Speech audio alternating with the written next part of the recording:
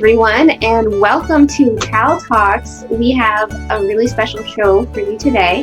I am actually interviewing one of the vendors that we are going to be having all week long, showing the wares that this person sells. This is Ian Struckoff from the Fourth Place.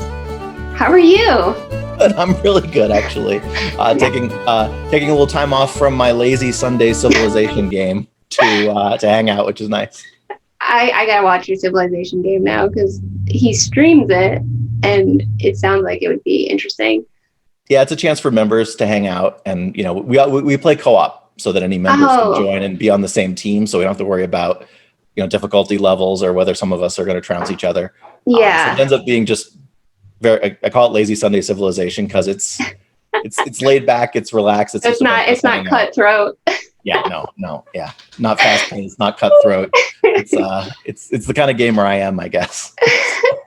So Ian is awesome, and I literally messaged him 5 seconds ago and got him to come on here to talk to me 30 seconds ago, because the other person I was supposed to be interviewing left me high and dry today. It's really sad. So I have some questions for you about all of the cool stuff that you do. First off, I was wondering if you could tell people specifically about your shop, The Fourth Place, what you sell, what kind of things that you do with that.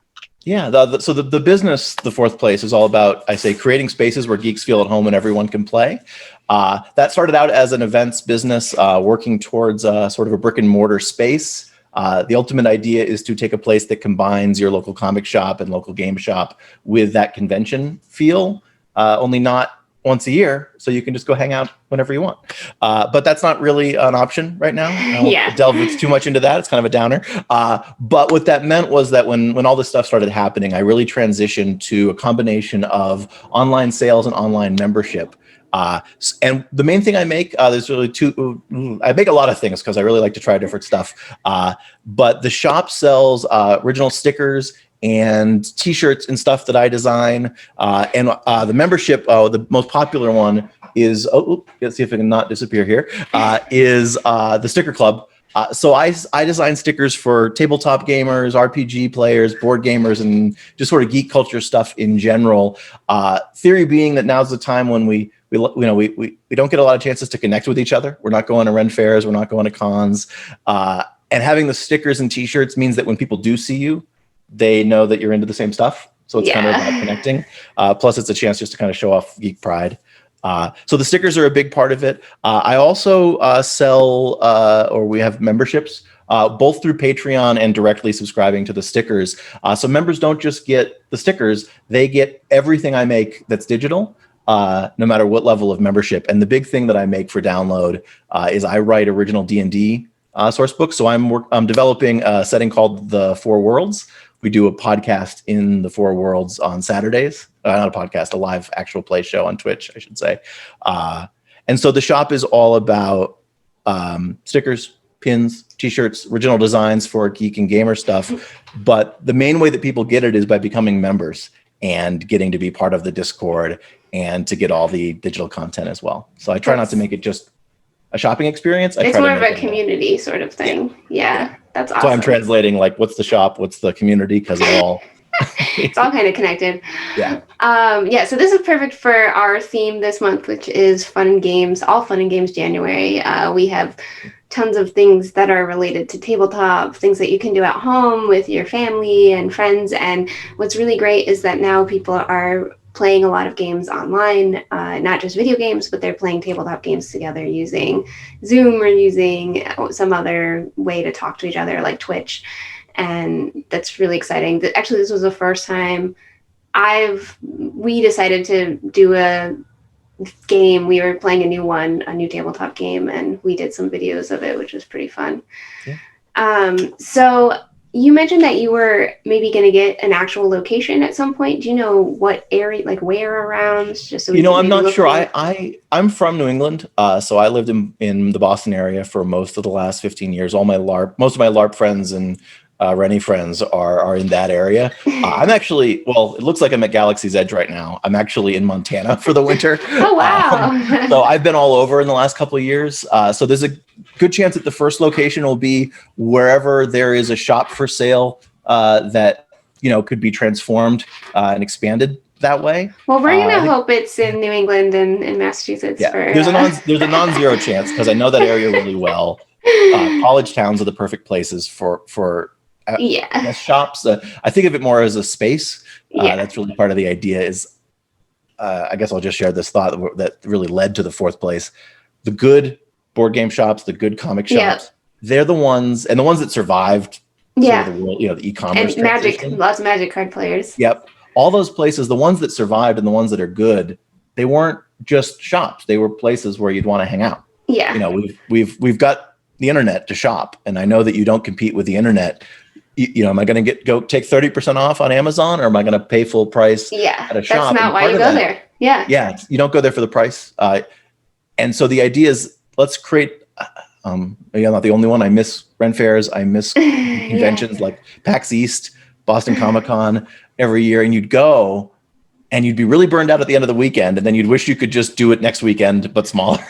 And so yeah. the idea of the shop is to have a place where you go, maybe on a Tuesday night, maybe on a weekend, and there are games to be played. There are tables where you can set up and find a group to play an RPG with. There are, trivia nights. There are events and stuff to do together.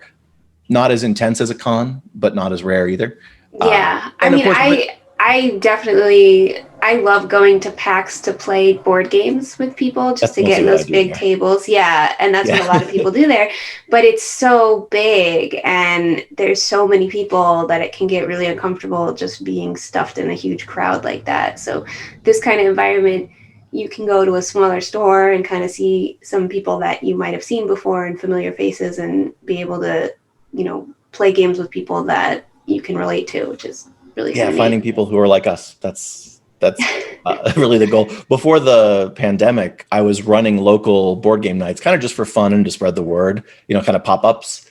And I never got to play a game. And I realized at the end of the night, I was still super thrilled. And it was because I was bringing people together. Like I didn't Yeah. get to play. I had to make sure that everyone was happy and there were enough drinks on the drinks table and all that host stuff. But then I'd watch, like, at the end of the night, people are swapping Facebook info, making friends, they're discovering games from each other. And I realized that, like, that building community part is the most fulfilling part of doing this. So that's sort of where So is that what made you decide to start this in the first place? yeah, that idea definitely, and the idea of creating spaces, but it really clicked and I really became my passion when I did it a few times and people were making friends and I helped. It's just like, it's that basic on a human level. It's not about games. And most of the games we play aren't about games. It's about connecting people, connecting with people. That's You find people awesome. who are into the same stuff and you can relax and be yourself. Exactly. Yeah, that's really cool. So you started this business all on your own, and I think there's a lot of people out there that are, they're looking to do something new, especially with everything that's happened, and they're at home and they're thinking about maybe starting a business. Do you have any advice for people who maybe are just starting out? Yeah. I think the biggest thing that I always start with, and I was actually an executive, so I was mentoring people in the real world before I started doing this. And my biggest piece of advice in any world, whether it's starting your own business or finding your path in a career, is the phrase "talent is passion applied."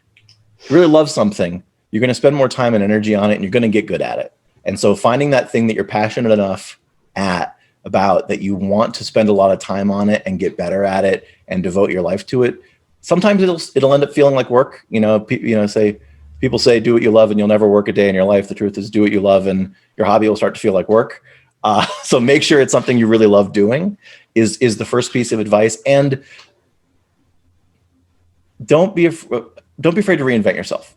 That's As the tough. fourth place, I was selling upgraded board games.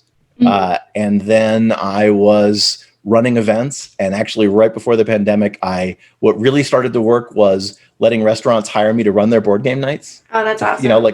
You kind of empty on Tuesday, have this guy come with a bunch of games and, pay him a little bit of money to be there. And you might get some more people at the tables and he might sell some games, pretty. That's really cool. And I had 3 good events lined up. I had restaurants announcing their weekly game night run by me. Mm-hmm. And then lockdown happened in LA County, a little bit ahead of the rest of the world. So, and I had to reinvent myself again. And at first that was really scary, but I guess my advice is you know what you love, but there's different pieces of it. So don't be afraid if one product you try to sell or one service you try to sell doesn't work. Like there's another idea adjacent to that. Keep trying things. If you're passionate about it, it gives you a chance to make mistakes and learn from them, but it also is a reminder that there's not just one thing you can be doing. You know, that like that first failure doesn't mean now we stop. It means now we try something new. I wonder if we've been trying to figure out a good way to like run tabletops and board games at the Ren Fair. When we do an After Darks portion where it's 18 plus, and there are people that want to, drink and go to the shows and things like that. But there's other people that just kind of want to have more quiet fun. And I think that we do have, since we can be open really late, or we have a camp that we can be open really late at our camp and have people playing games all night. Mm-hmm. We've been trying to figure out if there was a good way to integrate board games, because it's a lot of this people that go to Ren Fairs also like playing D&D and a lot of tabletops. Yeah. So I'll have to talk to you and see if I think I could see one of the crossover points for me. I'm a LARPer. I've played in one of the old New England LARPs. So for those of you who don't know, LARPing is live action role-playing games. Yeah. And for me, my Ren Fair friends, the reason we have costumes is because every other weekend we're wearing them, fighting goblins or whatever out at a Boy Scout camp or something. Yeah, and we have a LARP and we have a Boy Scout camp, and that's where we do the night hours at our Ren Fair, is at the Boy Scout camp. Yeah. And we do the game that I'm in has quest events, tournament events, and feast events as the main formats. And we started just bringing board games that were appropriate to the feast events. And so you're eating and you're getting your That's 7 perfect. Removes of food. Yeah. And you're wearing your costume. And the thing that we found really made it help is just bring the ones that fit. Don't bring the sci-fi games, bring the fantasy games. And then, you can sort of keep it in the setting. Yeah. I mean, who wouldn't love, getting food while you're playing? I would love having food delivered to me, like while I'm playing any game. Yeah. A lot of people joke that in the LARP that I played in that most characters are either tournament characters or quest characters. And I was sort of famous for having one of the few characters that was optimized for feasting. Used to say. So, feast character? Yeah, really like a hobbit? I play a wizard who thinks that his magic is powered by how much he eats. And no. Anything worth doing is worth overdoing. So, you bring games and it gives you something to talk over, just like it does in real life. Yeah. So speaking of tabletops, I'm wondering, what was your first tabletop that you ever played? And then what would be some of your favorite ones that you've played? I'm sure my first games were all sort of mainstream, Boggle, Monopoly, which I now realize is an anti-game. My gosh. Yeah. I'm trying to think when I first got into hobby board gaming. What were I think I was one of those people who went from like the real gradual from Monopoly and Sorry and Boggle. All those ones and I hate those. I hate most of those kind of games because they're just luck. Like you just roll dice. Yeah. And it's whatever you happen to land on. Like there's some decision making, like with Monopoly, there's some cutthroat, mean decision making, but a lot of them, like Sorry, is literally just rolling, and it's just and games for kids and families. If there's too much skill, then the kids don't have any fun. So I think that's where that came from. But now, and then so I got from there to like Axis and Allies and Risk, which were like strategy games, but they sold them at Toys R Us and Kmart. And that Risk is like the family destroyer or the friend destroyer. But that got me into bigger or more sort of. I guess people say the games I play are Ameritrash. I like themed games more than abstract. But so I got into all around the same time. Got into Catan. Yeah. Got into whatever games my friends had. Small World was one of the ones that we really started playing a lot. So play on a map feels like fantasy. That's usually what gets me into the games. Yeah. And then I just go ahead. For me, I got really into any ones that I could do co-op with friends where we're not against each other. That's become really big for me too. Yeah. I mentioned that my Civ game is co-op on purpose. Yeah. Really on purpose. And for me, I mostly buy board games now that I'm looking at. Do I like the theme? Yep. Can I play it with the number of players I'm actually going to have available? Yep. And especially if it's got a co-op mode. The first incarnation of the Fourth Place as an online shop was all about selling what we called game night ready upgraded board games. Still sell them, although they're on hold because I'm traveling and it's just, I don't want to delay how long it takes people to get their games. But what I would do is take those board games and I would upgrade them. And that included selling a game night in a box, game night in a bag, which was that's awesome. Crowdfunding things for this business. And to come up with a game night in a box, I had to think of 7 games that cover like all the different genres, all the different levels of like complexity. And so one of the things I really fought for was a lot of games that could be played co-op because not everybody is competitive. I'm not. One of the jokes behind the name The Fourth Place, it's literally a quadruple meaning on purpose, is that I'm the kind of gamer who'd rather get fourth place than not play. The dumbest of all the 4 meanings, but right. I always say now I have to know what the other meanings are. I could do it, but first, so the idea is that how do I say this? I've always been the kind of gamer who defines himself as a gamer based on enthusiasm, not skill. Right? I just want to play. I don't expect to win. And so the meaning is the fourth place. Let's see if I can remember. So one is a reference to Jack Kirby's Fourth World. Okay. Because I knew that comics was going to be part of it because I wrote comics and I grew up on comics. And so that's part of what I think geek culture is centered around. One of them is the concept of the 4 worlds in older sort of like fairy tales, like the Scottish fairy tale ballads.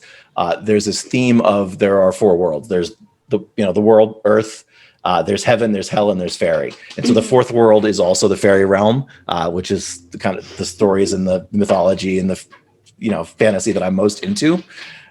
One is again getting 4th. No, our Ren Fair is fairy themed, right?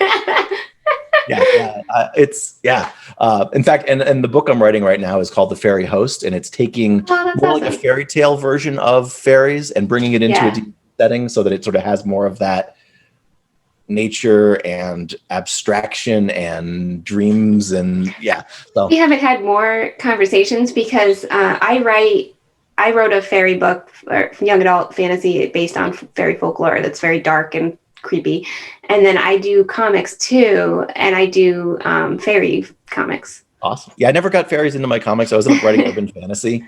Urban fantasy is one of my favorite genres, so I have to check out your stuff. I really do. In fact, just to bring this around too, on the 4th place, one of the things I do is I like to have bonus content. So the core digital content is the game books. Volume 3, The Fairy Host, is coming out as soon as I finish it, but probably January or February. It's already it's already bigger than the first 2 volumes combined. Because when I started thinking about ideas for fairies, I was like, okay, so wizards, I have a few ideas. I'm really into wizards. And then I did demigods and sort of inspired by the heroes of, sort of legend. And then I started writing the thing about fairies and I was like, oh, there's nowhere to stop. Fairies, everything's a fairy. You keep going forever. Yeah. There's so much. The Wizard of Legend has a race, 2 different subclass options, and a background for D&D to play like a Gandalf or a Merlin wizard, like a larger than life wizard, in a way to make that work. Not just someone who studied. And that's cool, right? You get a new background, a couple of new subclasses. In the second one, it was heroic demigods, and it's 1 D&D race with I think 11 sub races, which was getting bigger. But now I've already written 7 unique classes. 7 unique races. Plus, there are a half a dozen sub races to be fey touched characters, and then I'm writing those, and I'm realizing, here's a really easy way to do a wizard subclass, so that's in there, and it won't stop growing. I had to finish the notes and lock down the content recently and just start writing it because there's so many possibilities in that world. So we have three. What's the fourth place? So I actually can't remember. At one point, I think I did decide that there were 4, but those are the 3 main ones. I think I say there are 4 partly because then there are 4. But I bet you'll come up with it afterwards. You'll be like, oh, wait, it was this. Yeah, it'll be too late. That's what I get for not prepping, but I guess I didn't have time. You didn't have time to prep. I just randomly messaged you. And the whole idea of the four worlds is to take a D&D type world and just say, what if a fantasy world didn't have all these different things? What if it only had gods in the heavens, demons in the hells, fairies in the fairy realm, and the world itself, and the relationship between those four worlds defined all of the points of overlap, and just run with that. And it's been really fun to flesh out stories that feel very classic, but in a setting that doesn't feel like you've seen it before. So I've really enjoyed building that out. That's really cool. So before I get into D&D, which I'm going to, back to board games. Oh, yeah. Are there any modern board games that you would say are like a must play for a lot of people? Like you have to, like, you know, these are the classic new ones. You have to do this. You have to do that. Yeah. Must play. So in any other world, if you ask me my favorite anything, movie, comics, music, I could never name a favorite. Yeah. I actually have a single favorite board game, which is very rare for me. The Discworld board game, the one that's played on a map of Ankh-Morpork, is to me the ultimate like city game because it's got asymmetric victory conditions.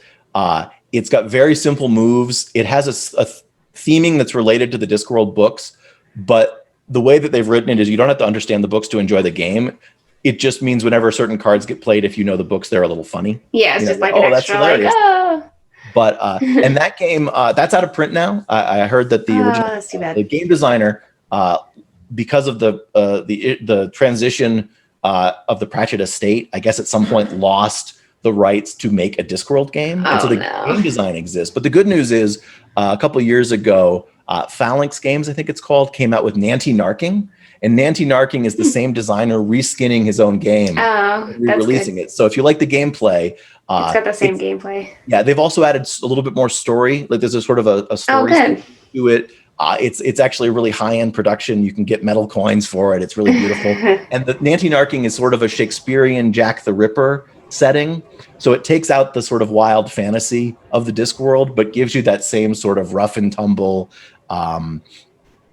culture on the verge between the old world and the new world. So it's a great way to play the same game, even though it's really hard to find the original Discworld game. So I'd say that especially in terms of games that people don't all know about, if you don't have either the Discworld game or Nanty Narking, it's the one that I would go out of the way to hunt down. And I regularly see people hunting down copies of the Discworld game for $100 to $400. Oh, geez. Pay it. But you don't have to. You can buy the new Phalanx Nanty Narking to get. So that's my one must play. I think there's other. I think the most expensive game that I ever bought was Mice and Mystics, which is pretty fun, but it's very expensive. Yeah, and this is just a game that's expensive because it's collectible. Because it's collectible now, yeah. But you can track down the new game. It's in print, and there's copies of it around. So that saves people. And it ends up being a $60, $80 game, not a $400 game. I feel like we've gotten to experience sort of this board game revolution where they just exploded. And like, I definitely think the game pandemic had something to do with it, with co-oping, and some other certain ones I think were really instrumental in getting more people who weren't really into board games before being able to get into it. Because there are ones that we love that are nice and long and they're, have lots of story behind them. But I don't think the average person going into a board game, I don't think they want to sit for, the 3-hour rule book reading to everyone and trying to figure it out. I think most people want to be able to just jump in. Yeah. Actually, a shout out to a game company that I've got some friends at, Resonim Games, which is a game publisher that actually came out of the Tilt Factor Lab, which is a game lab at Dartmouth College. So they're very New England, very small. They make a lot of very, manageable size game, half an hour to 45-minute game. Oh, yeah, that's nice. One of their games that I don't know why it doesn't get even more love is Monarch. It's a set building game. You play princesses. Yeah, I've seen that one. It's a nice short sort of 30 to 45-minute game. And in terms of having that classic feel, of sort of the fantasy medieval world of a board game, but being more accessible. You can get better at playing it, but you can play it pretty much right away. Big shout out to Monarch. And they've got a bunch of other sort of, I've noticed that they don't only do this, but they tend to focus on sort of digestible size games that are good for social play. Yeah, I think, but yeah, so I think we definitely kind of saw a revolution of board games just sort of exploding. And it's really funny because then this whole pandemic happens and everyone's at home looking for things to do with their family or their friends that they're kind of stuck with during this Yep. whole period of time. Yep. So Yeah. it's, I think, a really good time for board games in general, for them to come out and for people to start learning more about them.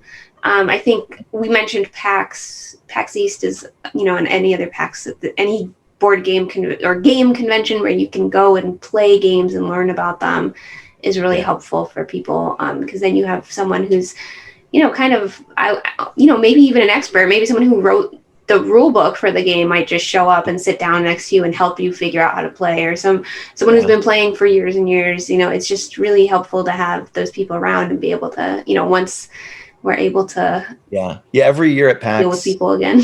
I bought at least one game that I had never heard of We before. I did kind of made too. a point of buying them from the publisher, Yep. playing the demo, and sometimes I would like set us, okay, I'm going to buy this while I'm there. But most of my spending money was, what am I going to discover that's new? Because I'm going to get to go to their booth. That, like, the artist taught me how to play Vast. That's awesome. Not even the game designer, The just artists, someone, yeah. Well, and those moments are really cool, I think. And I've discovered a lot of my favorite games. I guess that's the other. I'll throw in that other answer, actually, of the sort of modern explosion of board games. If you haven't played Vast, that is another one that is a must play. That's completely asymmetrical for those who don't know. So you play, the original game of Vast, you could be the knight, the thief, the dragon, the goblins, or the cave. huh. And so every game, you're using the same mechanics collectively. Like, there are cave tiles that are getting laid down, and there's a knight piece that's getting moved around. But which one you play as, it's not like a slight variation of the victory condition of the same game. You are playing effectively different games. And so which players are in the game change which mechanics are in effect and whether they matter. And so it's infinitely replayable. If you've played the knight versus the cave, that is a completely different game from, playing the knight versus the cave with the thief and the dragon in the cave. Different pieces come out, different game mechanics are in effect. I feel like we should almost just have a list come on the screen of all the different games that people should check out. Yeah, those I'll put. I've given 3, which is a good round number. I'll save maybe I'll save 1 for 4 to get my branding right. Here 4. Yeah, we at PAX we got to spend some time with the guy who made Sentinels. Yep. And that's a really fun, it's a card game where you get to, just telling the people where you get to play different superheroes and you're fighting a supervillain. And the fun part is that you're all working together with your cards and your character to fight a deck, which isn't actually another person. It's just you're trying to win against the game itself. Yeah, which is kind of fun. Yeah, that's another game where which combos you play changes the game. Not quite as dramatically as with Vast, but which heroes are in the game, which villain, which location you're in. It feels like a fresh new game. So, similar idea there. It's a good one for. I hope people are following some of these things we're saying. I'm like, oh gosh, all right, well, we'll see. I'm trying to take a step back and describe why you'd want to play it, but yeah, Sentinels, the co-op mode. For those who don't know, too, it's a superhero. They basically built their own comic book superhero world. Yeah. And so you're playing these sort of characters who have connections to each other. They're sort of cliche superheroes. Yeah. Yeah. Like distilled. Yeah. And they get pretty funny. What their powers are and their origin stories are on the cards and stuff, and they're very funny. Yeah. So moving on from board games and onto RPGs, what got you into D&D? I was like 11, so it was. Yeah, I mean, me too. I was like, yeah, it was. Which I won't say how long ago that was, but yeah. I will. How about this? I won't date myself specifically, but I will say that I started playing 2nd edition Advanced Dungeons and Dragons. Yeah, we did. We did too. Yeah. And so at the time, it was like you see on Stranger Things. You're kids, and you get to be in the basement making up stories, but there's at least some rules so that it's not, just someone saying, "No, I kill you." Mm-hmm. No, I run faster.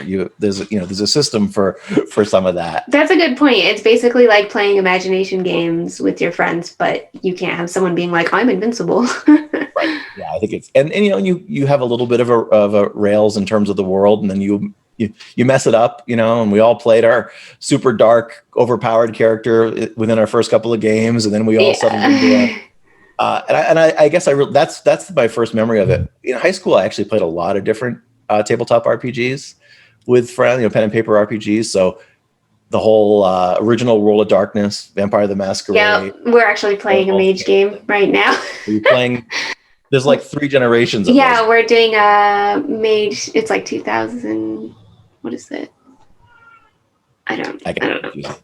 But we used to do it. The one thing you weren't supposed to do, it didn't really work, is we would just bring characters from all the different games. Oh yeah, we tried to do that. We tried to do a LARP version with all the different characters, and werewolves were way overpowered. And different victory conditions, and if it's about combat, the werewolves are overpowered, and if it's about social, the vampires doesn't work. But it was still fun. We were making it up as we went. We were teenagers. Yeah, we did the same thing. We went to a park. We all dressed up in silly costumes, and yeah. See, I went from tabletop straight to LARPing, so we didn't LARP the tabletop games. I got dragged to like a Boy Scout camp. We did that too. Yeah, I started. Well, actually, I think I started LARP. Well, I started LARPing when I was 12, and my dad lied and said I was older. Oh. I play in a LARP that's been going since the mid to late 80s, and so I know people who were babies who are brought into the game, who are now adults who play the game. And, it's so weird, but it's awesome. It's so cool. Yeah. I remember when I started in 1997. So the game had been running for about a decade. And so there were people who'd played for like 7 to 10 years, were considered, these old, Yeah. Well, I don't really play that game anymore, but I was playing for about 20 years. Yeah, it's so, amazing. The guy who'd been there for 7 years, I was like, he's been playing forever. He's so old. It's his character's like part of history. And then now I've, Yeah. But I think what got me into role playing was, I was an indoor kid. I'm not gonna lie. Yeah. I read a lot of sci-fi books and fantasy books, and to go from reading it to being able to immerse yourself in it, just with your words, even before LARPing, to immerse yourself in telling a story with people, collaborating with people. You got to be the hero. You got to play out, sort of fantasies. There was an element of escapism, but the biggest thing for me was you can't play D&D alone. Yeah. It is inherently social. You cannot be alone playing that game, and that's so cool to me, and it always was. People would say it was like, "Oh, you're in the basement. You're not getting out. You're not doing things." Like, yeah, but there's 6 of us here. That's pretty good. Well, you're doing something interesting. You are streaming a sort of a D&D game, right? Yeah. Okay, so you're streaming a D&D game on Twitch. So you kind of are alone.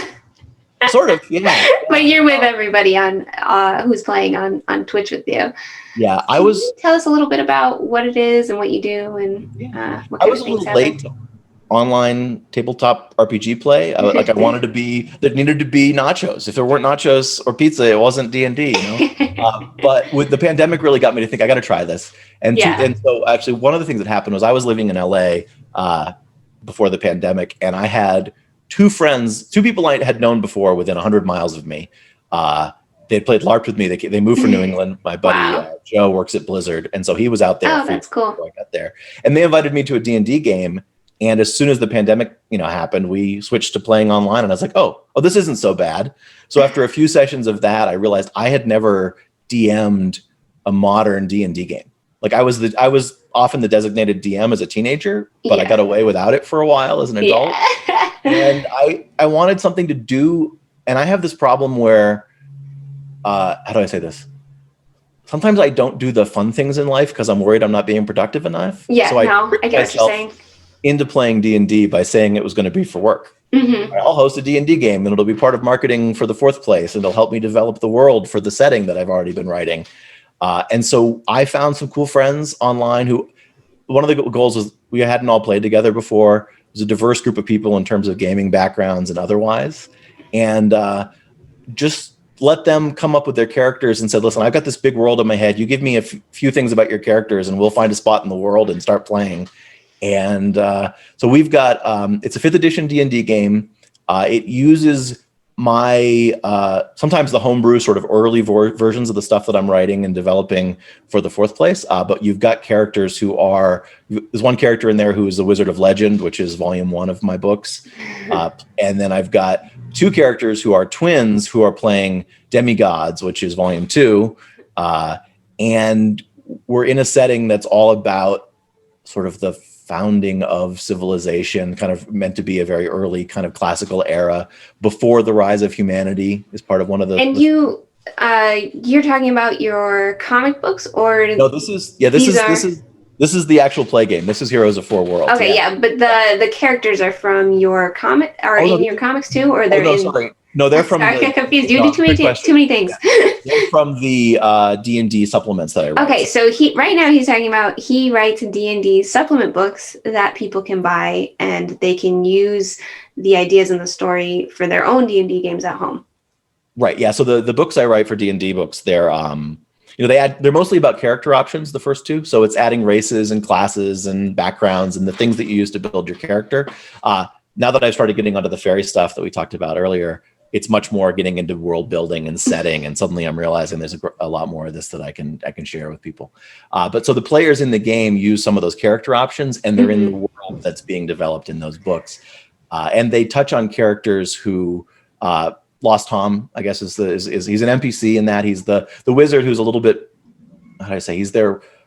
Sometimes he's a source of direction, but he's not always very clear on what's actually going on because he's a little lost. Yeah, when I run games, it is nice to have source material that I can look at. Sometimes I'll find characters and you can use pieces of it that you think will work for your game. And if you're starting to develop some settings with your fairy lore, is that what you were saying? So yeah. That is also really helpful too.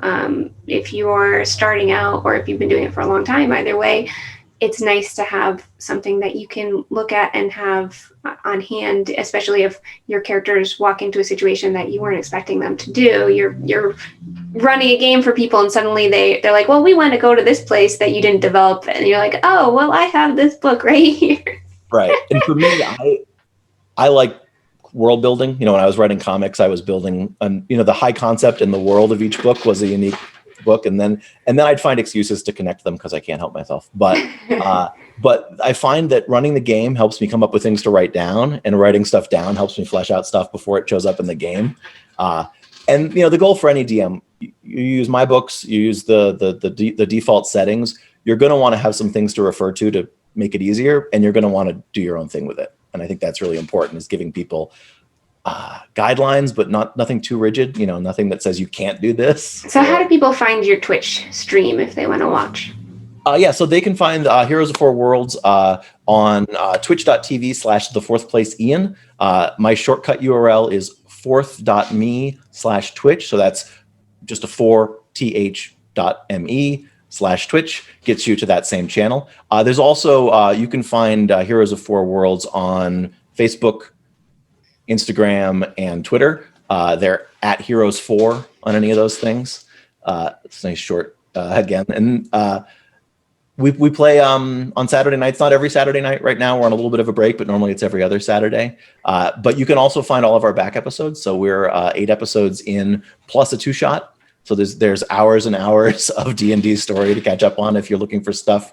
Something to watch. That's all I do right now. I don't listen to my own podcast. We do a lot of that too. If someone has never played before, would they still be able to watch and sort of figure out what's going on and maybe learn how to play? I think it's fairly accessible. I do know that people who've never played a tabletop game before have trouble digesting actual play shows. So I won't say it's perfect for someone with no experience, but we intentionally started the game with a player who'd never played D&D before. We're very intentionally trying to make it a game that is a place to learn D&D, including for us. So we have people who are very experienced with other games, maybe with LARPing, but not with D&D. And we try to create an environment where there's no shame in asking questions. There's no hesitation in asking and learning the rules. And that goes for me. We on the Brewski Jubilee, there's like 3 or 4 moments where someone says, I think it's like this. I think it's like this. And instead of arguing about the rules, we have an open, the idea is that there's no shame in not knowing. Yeah. A lot of these games that we play, hobby games, they have more rules than you would ever have in your head at once. And that's okay, as long as you understand that and play them with that attitude. Yeah, and I mean, that's what the GM is also for. The person running, the game master who's running the game, they can make the ultimate decision, and maybe it doesn't go along exactly with the book, but they can say, well, that's okay for now. This is what we need to do just to keep going. Yeah, my stance is, if I know the right rule as a GM, I love to do the right thing, but someone has to decide. But I think creating an environment where it's okay to make mistakes, it's okay not to know, is really important. And that part, we put that in because I think that watching streams like this is how people get into these games. Yeah. You know, if it's accessible, if it doesn't expect you to know everything, it's a chance to try out playing without. And I think now is sort of the perfect time to get into these kind of games. Yeah, exactly. That's why we time do that. to play. Yeah, I've never been really interested in only making things for the people who already know what they're doing, because I'm trying to gather communities together and bring people in. And I think, so much of geek culture, and I was guilty of it probably early on in my years of LARPing, but if someone doesn't know what they're doing, you don't want to include them. And that's the opposite of what should be happening. Yeah. Right. The people who don't know are the people who can learn, and the people who are going to be there tomorrow, and you can bring them in and have a bigger community. Exactly. Yeah, I think that's sort of happening more and more now too, as these games get more and more popular. People are starting to realize that it should be more inclusive, and ways to figure out how to make it more inclusive for people that are just getting into it. Yeah, I was there for the bad old days. Me too. Go into a game shop and, if you weren't... nobody talks to you. They don't look at you. Nobody talks to you. And if you're not a white guy, straight male, white guy, then you feel like you don't belong there. And, I think we have to do something to fight that. Otherwise, I don't want to only hang out with people who look like me. I won't learn anything. I won't learn anything new. It's not a lot of fun. These games are not, D&D, board games, any tabletops, video games. They're not just for, white males. They're for pretty much anyone, and anyone that wants to, use their imagination and experience something fun. Yeah, and it's all about, how do you make sure that someone doesn't get the wrong impression that they're not welcome, first step, and you lose that person. Yeah. That's the worst thing in the world, is not to get to play with all the people who might be fun to play with. Kind of the exact opposite of what you've been trying to build here. You're like, I want a place for everyone to be able to go and play games. 100%. Yeah. And it's great, and you have to work at that stuff.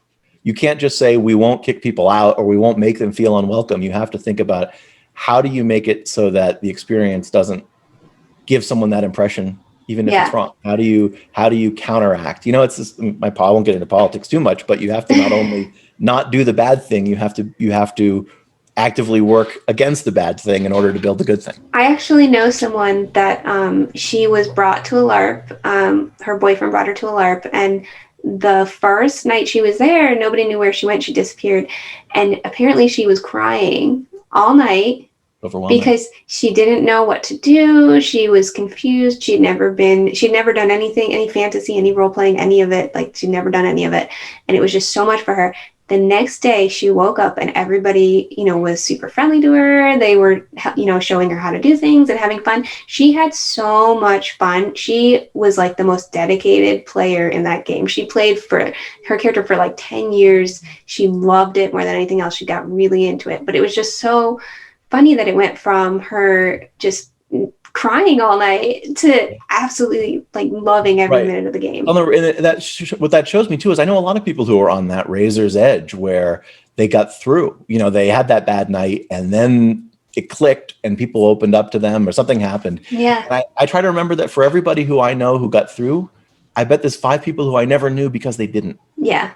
No one talked to them. No one was nice to them. Yeah. Yeah, and you have to try to be, some of us are like, I'm more of an ambivert now, but when I was 18 and started LARPing, I was super outgoing. I just showed up and just played the hell out of it and just put myself forward. But if only those people can have fun, then you end up with a community filled with only those people. I don't, even as someone who was that way, I don't want to only be surrounded by people who are as gregarious and outgoing as I was. I was not that way. I was very shy.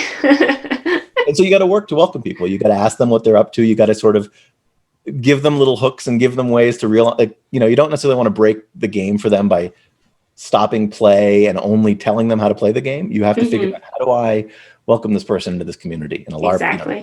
Tell me, where are you from? Tell me quick, give me your backstory so that you have a chance to share it, right? You find ways to bring people in. And I think with other geek communities, it's versions of the same thing. You have to listen more than you talk. You have to ask people about what they're into. You have to, involve them in things. And it's board games. It's really easy to involve someone. You ask them to join the next round. Yeah, it's that simple. Exactly. So I think we are coming to an end here, which means that I have to put you up to do our our tongue twister challenge that I make everybody do. I write new ones for every single month theme. Cool. This one has sort of a D&D theme to it. Okay. So I would like you to say the tongue twister as quickly as you can, and after getting through it, then I would really appreciate it if you could tell everyone all about your store and your websites and where we can find all the stuff, different things that you might have for sale right now, that kind of thing. But okay. Tongue twister first. Well, yes, of course. Let's see.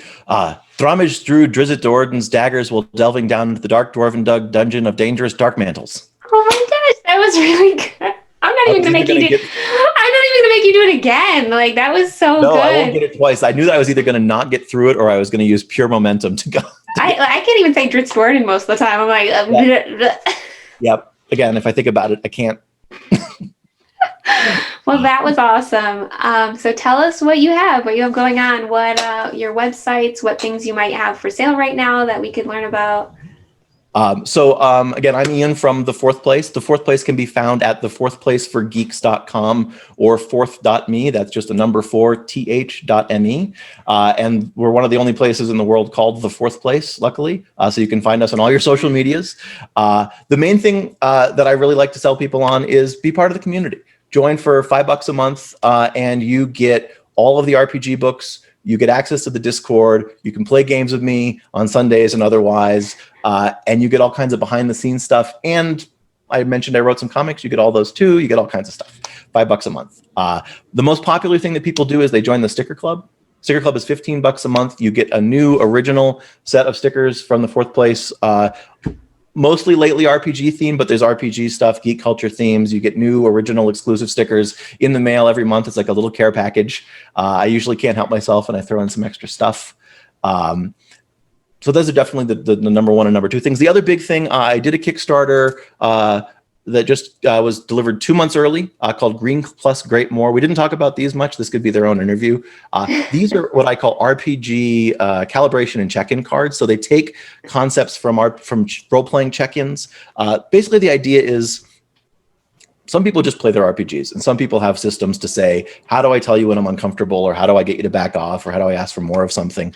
This is a set of 6 jumbo oversized cards that use color, image, gesture, and words to signal the same things, because I don't think it's just about having a tool. I think it's about practicing, being able to say when something is iffy, say when something is not okay, say when something is awesome and you want more of it, in a way that you practice being able to do that more and being able to hear that more from the people at the table.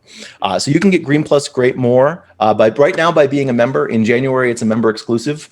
So you join our Patreon and you get a link to buy sets of the cards. But starting in February, they'll be available on our shop. You can get there shortcut-wise, thefourthplaceforgeeks.com/G+GM. Or fourth.me/G+GM. You can go there now to pre-order as well if you're not a member. So those are the big things we're doing right now. But I never stop doing new stuff because I just want to get things out there that help bring people together, give me something to do, and hopefully, get enough people involved in this community that we have critical mass to hang out together. Great. And I look forward to you hopefully opening some sort of a shop someday that I can go hang out at and play a bunch of games. I'd love to do it in New England because I know a lot of people there. So there's a non-zero chance. Plus, there's a lot of college towns, and that's about the right kind of place to open up something like that. Well, thank you so much for coming last minute and talking to me and telling us all about this cool stuff. I'm actually really glad that I got to talk to you because we have your items are going to be featured all week long, and it's nice to hear some background about what they're for, and maybe people can learn more about it and watch some of your different things that you have going on, some of your Twitch streams and things like that. Well, thank you so much for the opportunity. Everyone, you have to give me a pass if I was rambling a little because I wasn't prepared. I get the one shot this time. If we talk again, I guess I'll have to be more articulate. I think we're great. All right. Bye, everyone. Thanks for watching. Thank you all.